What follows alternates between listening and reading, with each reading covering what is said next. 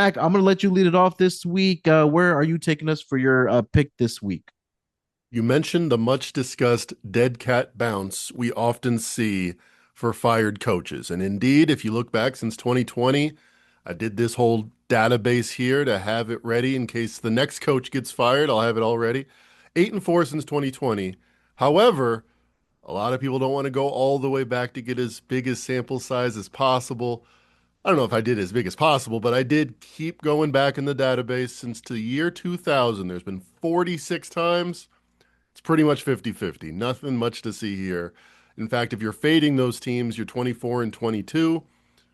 So again, nothing much to see. However, I did find an angle that I love that I want to bet. I like the over in the Patriots Titans game.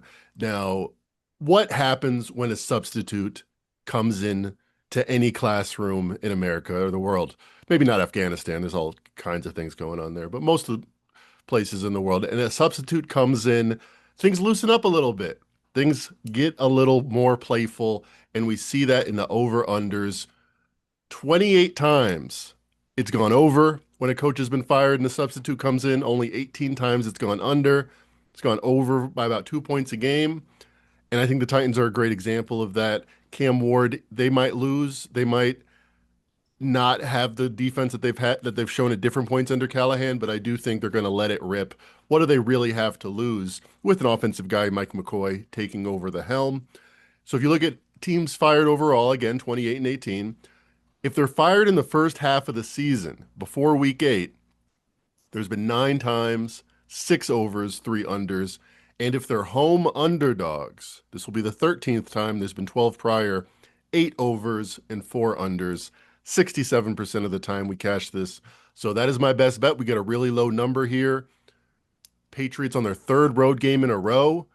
So not a great spot for the ATS. So you get conflicting things with the ATS, but that again points to more overs as their defense will be tired.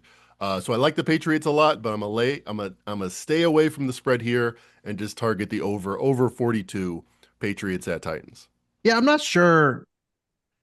I mean, from a personnel standpoint, I just don't see the Titans being competitive in this game. I mean, we did get a Calvin Ridley sighting in what was it, week 5 against the Arizona Cardinals, where they did come back. But we've seen this Titans team trailing for majority of the season in their games there. And I know I feel like Coach Vrabel is a very, I guess, petty guy, maybe, or I don't think that he's going to let his guys lose in this game here. I think this is a great teaser leg for the week as well for the Patriots, getting it down to -1. But I could see the Patriots here winning by double digits here. I know it's a road favorite of a touchdown here, but I mean, if you had a gun to my head, I would go Patriots -7 here. I think just the talent discrepancy between these two teams, especially on the offensive side. I know the Patriots at the wide receiving group, it's really been by committee. You've had different guys stepping up every, different week for this Patriots team. But this Titans team, I mean, Calvin really has been inconsistent. Cam Ward has still been trying to find his ways.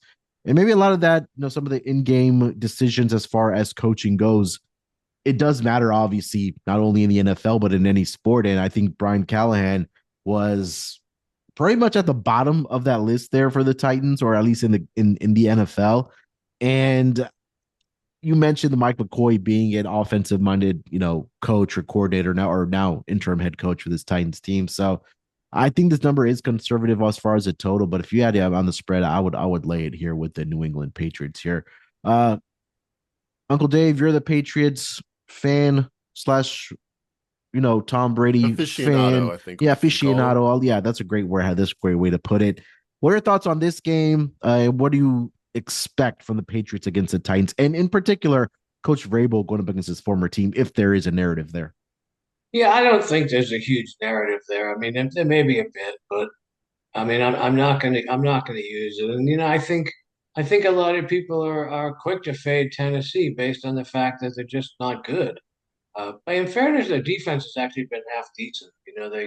They held the Raiders to just 226 last week, and I know a lot of that was probably because Brock Powers was out, but they still held the Raiders to just 4 yards per play. I know Ward is dead last in EPA efficiency and completion percentage. So why would I take Tennessee?